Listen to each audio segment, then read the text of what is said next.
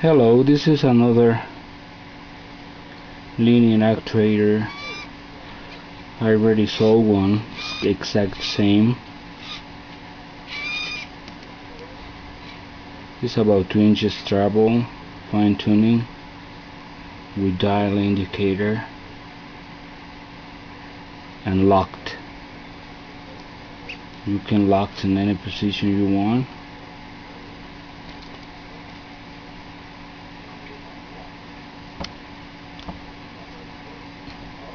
Release and keep going.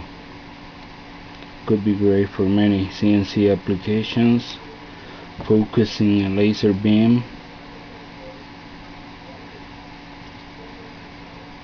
insert a spindle inside, whatever you want to do. It's accurate, tight, and turn smooth. This is the number 2, and thank you.